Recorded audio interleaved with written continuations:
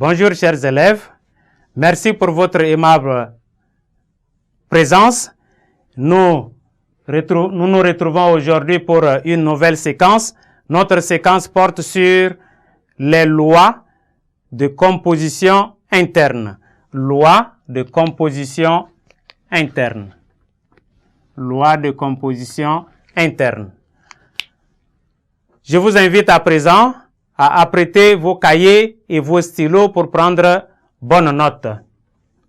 À la fin de notre séquence, chacune et chacun de vous doit être capable de définir une loi de composition interne. J'attire votre attention s'il vous plaît. Ici, ce n'est pas comme de manière habituelle. Dans certaines séquences, on avait à calculer. Ici, c'est beaucoup plus abstrait, il faut montrer. Alors, nous prenons en définition,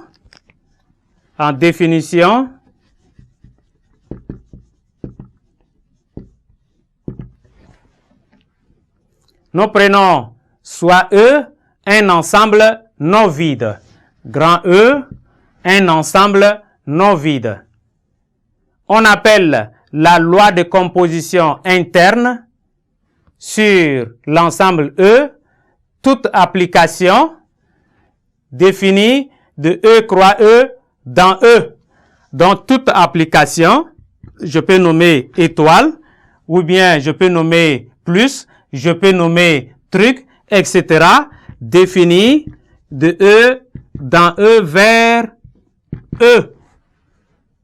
Voilà, on dit donc que la loi étoile est une loi de composition interne. Ça veut dire, lorsque nous faisons l'opération dans E croix E, on se retrouve encore dans E. C'est ça la loi de composition interne. Ça reste interne dans l'ensemble E. Nous avions exemple. Et pourquoi j'ai attiré votre attention? Prenons le premier exemple. L'addition, notée plus, comme on a l'habitude de faire.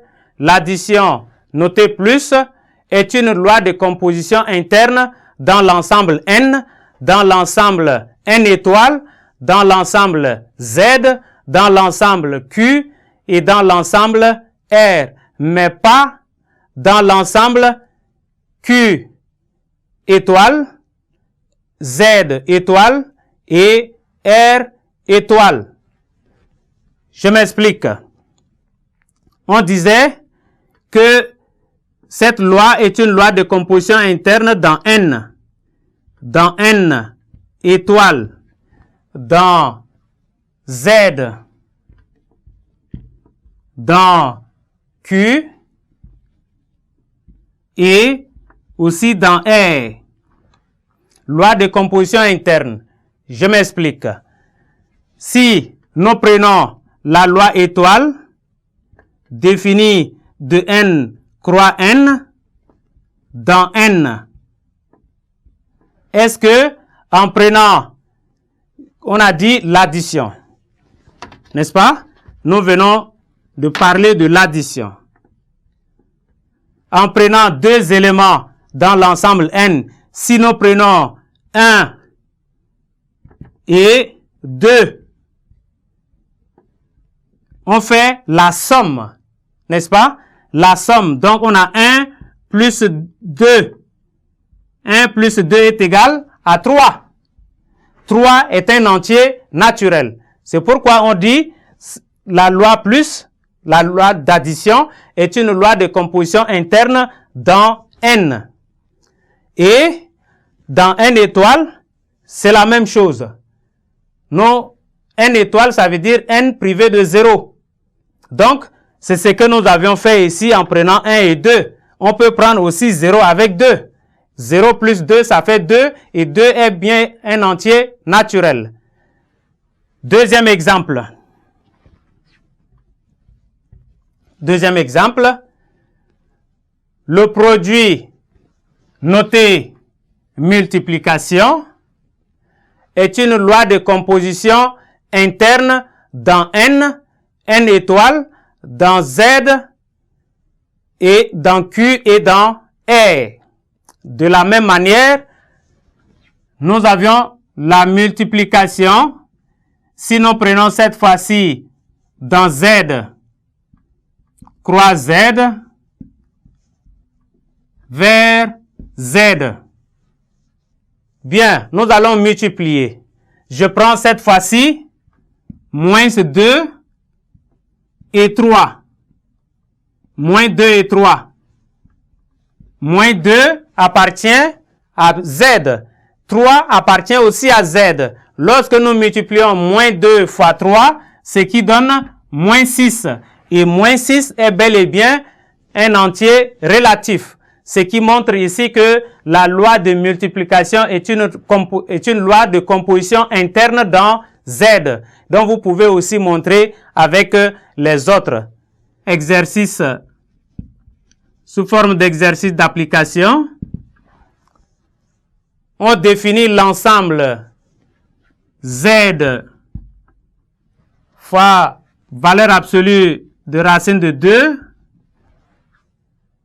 qui est égal à l'ensemble de K plus L racine carrée de 2 où L est un entier relatif. Maintenant, on nous demande de montrer que la loi d'addition dans l'ensemble défini est une loi de composition interne. Nous allons montrer que c'est une loi de composition interne. Maintenant, nous allons prendre deux éléments.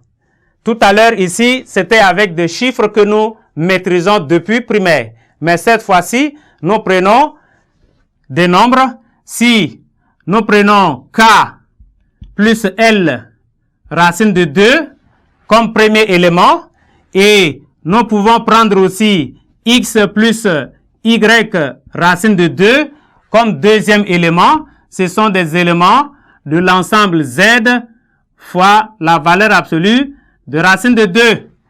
Nous allons faire la somme, comme on nous dit, la loi d'addition. Reste une loi de composition interne. On va faire la somme de ces deux. Est-ce que ça sera encore un élément de cet ensemble?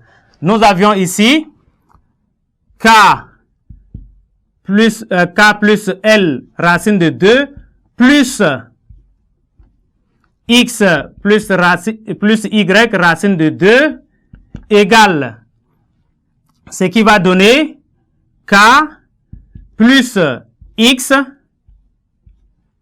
plus L plus Y facteur de racine de 2.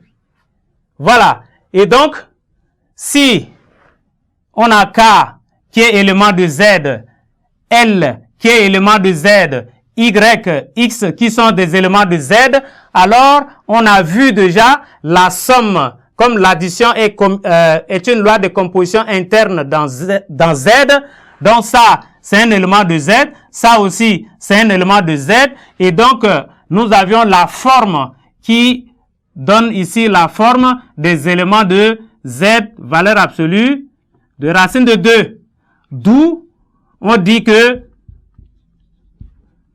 la loi d'addition est une loi de composition interne dans Z valeur absolue de racine carrée de 2. Merci chers élèves pour votre aimable attention et nous espérons vous revoir à la séquence prochaine.